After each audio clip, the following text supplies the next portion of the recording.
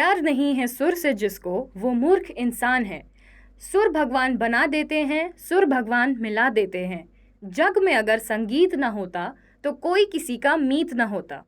नमस्कार, मैं शालिनी उपाध्याय और आज हम बात करने वाले हैं एक सुरों के बादशाह के बारे में।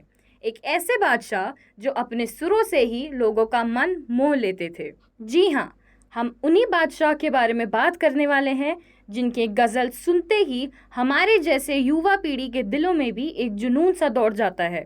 यूं मानो तो ऐसा लगता है कि जिंदगी की हकीकत लफ्ज़ों में बयां करती हो। आप सभी ने उस्ताद पंकज उधास जी का नाम तो ज़रूर सुना होगा। उनकी सुर और शायरी आज भी लोगों के दिलों को अक्सर छू जाती है और उनकी कलाकारी ने उन्हें हमारे समक्ष यादगार बना दिया है।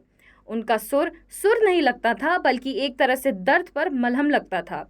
तो आइए करते हैं चर्चा उनके सुरों और शायरी की सुंदर सी जीवन शैली के बारे में। पंकज उधास जी का सफ़र शुरू हुआ था एक छोटे से शहर से। उनकी आंखों में थे कुछ सपने और उन सपनों में थी कुछ बात, और उनकी आवाज़ में था एक ऐसा जादू जो लोगों को मंत्रमुग्ध कर देता था।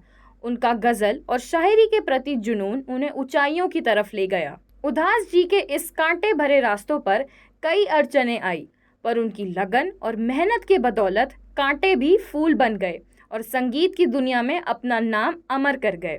उधास जी ने अपनी संगीत आजीविका की शुरुआत छोटे महफिलों से की थी और धीरे धीरे बड़े मंच पर आकर लोगों के दिलों में अपनी जगह बना ली। उधास जी के कुछ नायाब गज़ल और गाने जो हम रेडियो पे सुना करते थे, लोग आज भी उन गानों को गुनगुनाते रहते हैं, जैसे कि चिट्ठी आई है और आहिस्ता कीजिए बातें।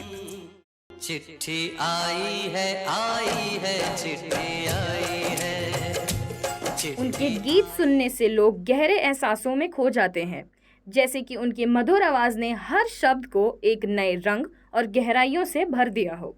पंकज उधास जी के गायन का अनुभव सुनने वालों के लिए एक अद्भुत साझा अनुभव होता था। उनके सुरीले सुरों में हर शब्द एक अनमोल कहानी सुनाता था, जिसे लोग अपने दिल से महसूस करते थे, और उनके गायन से लोग अपने जीवन की गहराइयों में घुल जाते थे और उनकी आवाज़ में छुपी भावनाओं को समझने का एक अंदाज होता था। अवार्ड भी मिला था। उनके गानों और गज़ल ने उन्हें देश और अंतर्राष्ट्रीय स्तर पर प्रसिद्धि दिलाने में मदद की थी।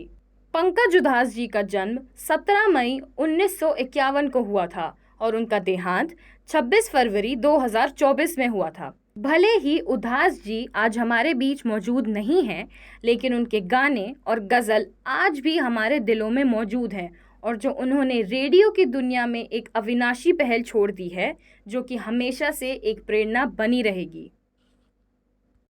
और इसी के साथ अब हम लेते हैं आपसे विदा और मिलते हैं अगले हफ्ते एक खास प्रोग्राम के साथ। तब तक के लिए बने रहिए रेडियो भारती के साथ। धन्यवाद।